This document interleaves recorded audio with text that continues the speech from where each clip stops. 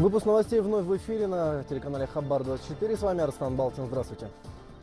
Государства Центральной Азии намерены сообща решать вопросы охраны окружающей среды и здоровья населения. По мнению специалистов, справиться с проблемами экологии в одиночку довольно сложно. По данным ВОЗ, ситуация с загрязнением природы актуальна не только для нашего региона, но и для более благополучных европейских стран, где растет число смертей из-за плохого воздуха и грязной воды. По данным Всемирной организации здравоохранения, в странах Европы и Центральной Азии из-за ухудшения окружающей среды умирает до 1,5 миллиона человек в год. Речь идет о 53 государствах, в которых проживают почти 1 миллиард человек. Основную тревогу у экологов вызывает загрязнение воздуха. Однако к этой проблеме с недавних пор прибавилась еще одна, и тоже смертельно опасная.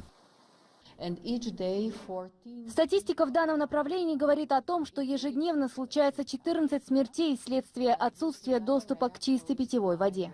Эксперты по вопросам экологии 5 центральноазиатских стран собрались в Алматы, чтобы решить, как быть дальше. Страны нашего региона активно добывают подземные богатства, но как их изымать эффективно, не нанося урона самой природе? И самое главное, чтобы этих богатств хватило будущим потомкам. Объединить наши все центральные азиатские страны.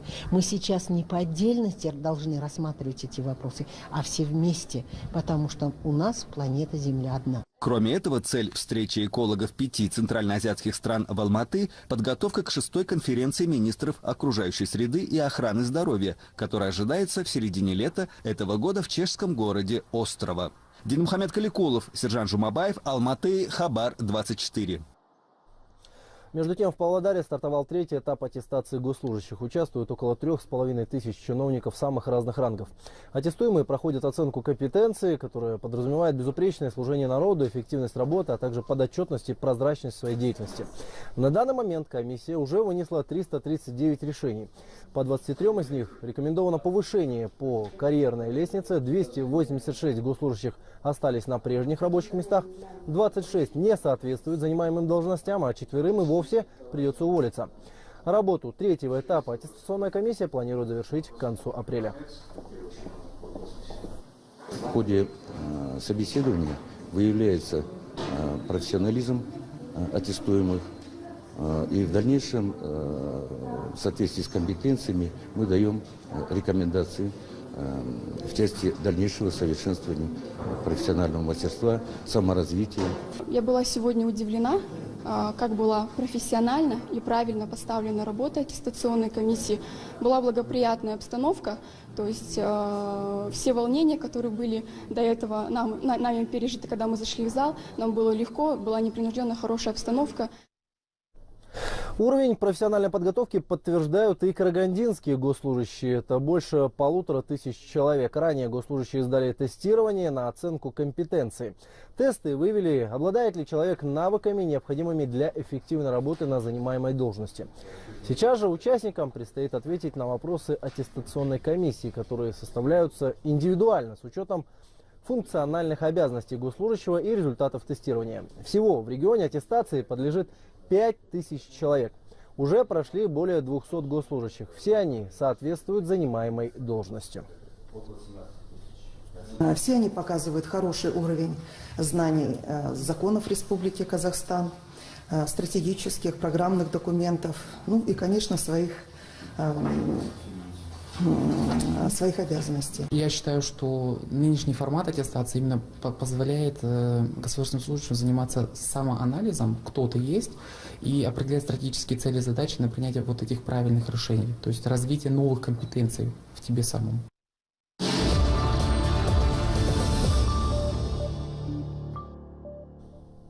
Парламент Шотландии принял предложение о повторном референдуме о независимости. Депутаты согласились провести новое голосование между осенью 2018 года и весной 2019. Большинство шотландцев, 62%, в ходе прошедшего в июне прошлого года референдума проголосовали за сохранение членства страны в Евросоюзе.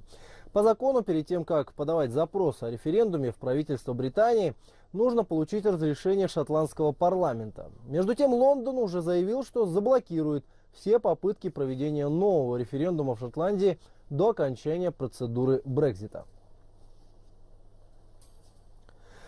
Между тем, администрация Дональда Трампа потратит $1 миллиард на постройку почти 100 километров стены на границе с Мексикой. Напомню, в США даже объявили конкурс на лучший проект возведения ограждения. Высота стены в идеале должна составить более 9 метров, и через нее невозможно будет перелезть без лестницы. Ранее Дональд Трамп предлагал, чтобы Конгресс выделил $1,5 миллиарда для укрепления границы.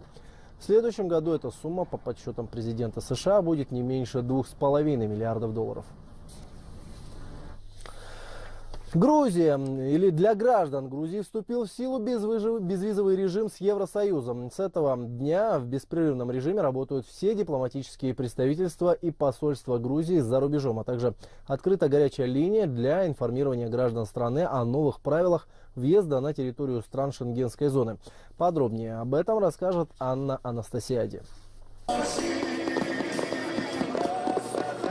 Грандиозный салют и гала-концерт в центре города. Так накануне ночью отпраздновали день вступления в силу безвизового режима с Евросоюзом. На центральной площади Тбилиси собрались сотни человек, чтобы поздравить друг друга с долгожданным событием.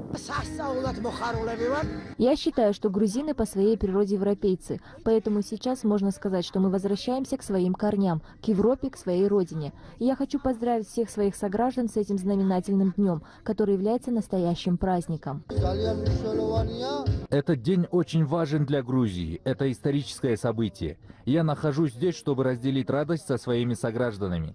Хочу поблагодарить наше правительство, которое много сделало, чтобы достичь этого. К этому дню в Грузии готовились заранее. Улицы города украшены флагами ЕС, соответственно оформлен и столичный аэропорт. На первый безвизовый рейс в Варшаву билеты были раскуплены еще месяц назад. В связи с этим историческим событием в Европу отправился и премьер-министр Грузии в компании студентов, ученых, журналистов и членов правительства.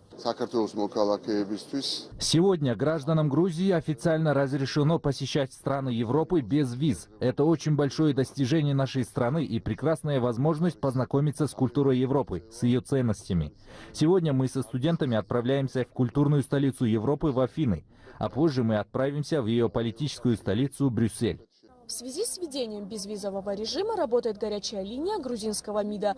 Граждане в любое время суток могут ознакомиться с новыми правилами въезда на территорию стран Шенгенской зоны. Кроме того, беспрерывно работают посольства и дипломатические представительства за рубежом. По инициативе главы внешнеполитического ведомства во всех городах Европы, куда осуществляются прямые рейсы из Грузии, граждан страны будут встречать сотрудники грузинского консульства. Правительство Грузии подчеркивает, граждане, которые нарушат условия пребывания на территории Евросоюза, будут оштрафованы на 3000 евро, а также будут лишены возможности посещать европейские страны в течение 5 лет. Анна Анастасиади, Шалва Сурамилашвили, Хабар 24, Грузия. Между тем, власти Нью-Йорка решили не убирать бронзовую статую бесстрашной девочки. Ее установили напротив атакующего быка на Уолл-стрит 3 недели назад и планировали убрать в начале апреля. Но бесстрашная девочка понравилась туристам и жителям города. Теперь она останется на месте как минимум до следующего февраля. О решении не трогать изваяние объявил мэр Нью-Йорка. Статуя, установленная на 8 марта как символ женского равноправия, по словам градоначальника, очень много значит для жителей Нью-Йорка. Бесстрашная девочка создана художницей Кирстен Висбал из Уругвая.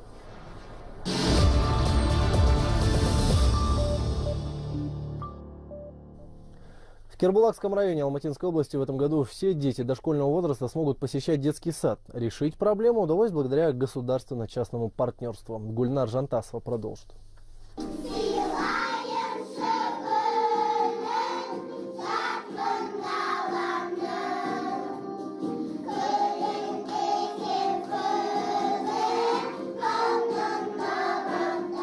Детский сад Айсана открылся в центре Кербулакского района, поселке Сарудик, в прошлом году. Он рассчитан на 320 детей. Воспитание и обучение малышей здесь ведется на 3 языках – казахском, английском и русском. Методика разработана с учетом индивидуального подхода к каждому ребенку. У нас здесь 15 групп. Каждая группа поделена на подгруппы. Мы стараемся всесторонне развивать детей, выявить как можно больше талантов у них. Поэтому проводим занятия на развитие логического мышления, развитие мелкой моторики, творческого мышления. Сейчас детские сады работают в самых отдаленных населенных пунктах района. Они оснащены современным оборудованием и посещает их около 1000 детей. Почти столько же воспитываются в пришкольных мини-центрах. У нас остаются неохваченными всего 217 малышей. Это в основном дети, проживающие на железнодорожных станциях, а также малонаселенных аулах, где есть только начальные школы. Мы сейчас работаем над тем, чтобы организовать мини-центры на 5-6 детей. Будут выделены дополнительные штатные единицы.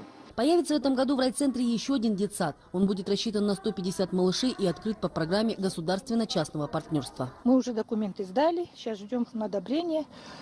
Если подпишут, то мы дальше будем делать ремонт. Благодаря всем этим мероприятиям уже к осени текущего года все дошколята Кербулакского района смогут посещать детсад. Гульнар Жантасова, Олжас Байбусынов, Алматинская область, Хабар 24.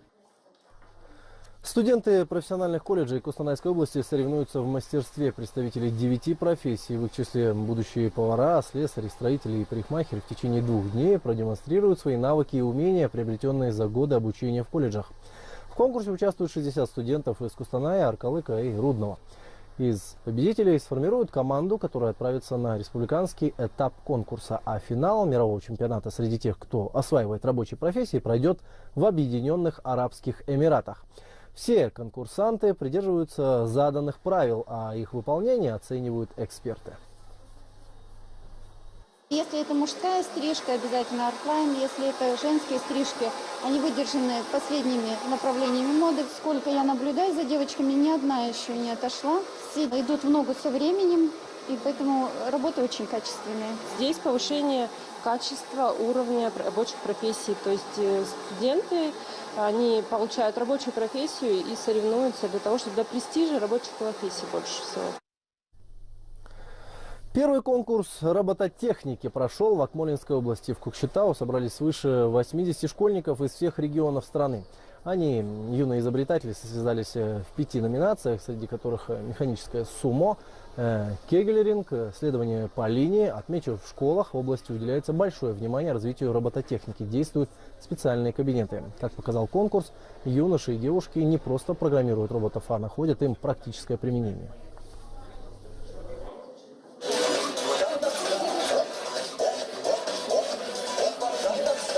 Заняли мы первое место. В ходе соревнований мы получили много опыта. Робот-киглеринг может быть использован нами в строительстве. Там он может переносить тяжелые предметы. Также его можно использовать в сортировании предметов. Он может различать цвета и по размерам может определять. Цель наших соревнований – это выявить лучших, соответственно, для того, чтобы принять участие в дальнейшем республиканских, международных конкурсах, олимпиадах по робототехнике. В этом году будет проводиться мероприятие в рамках Экспо. Планируем, что это будет проводиться ежегодно, может даже по разным категориям, в год 2 раза по возможности, для того, чтобы довести до общественности, до родителей, до самих детей, что это необходимо, что это профессии будущего. В Южно-Казахстанской области выбирают лучшего повара, кондитера, сварщика, электромонтера, строителя и штукатура-маляра. Так начался региональный чемпионат WorldSkills Казахстан «Мастер года 2017». 79 студентов из 35 профессиональных колледжей области в течение 2 дней будут бороться за звание лучшего в своей специальности. Конкурс проводится в 3-й раз, а все для того, чтобы повысить статус рабочих специальностей и профессионализм будущих мастеров.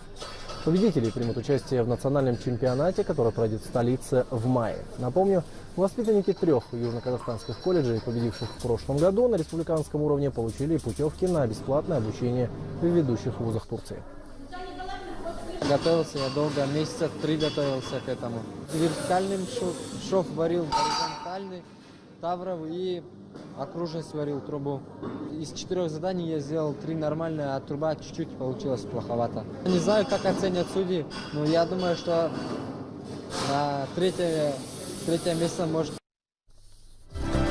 Спасибо, что были с нами. До встречи в следующем часе.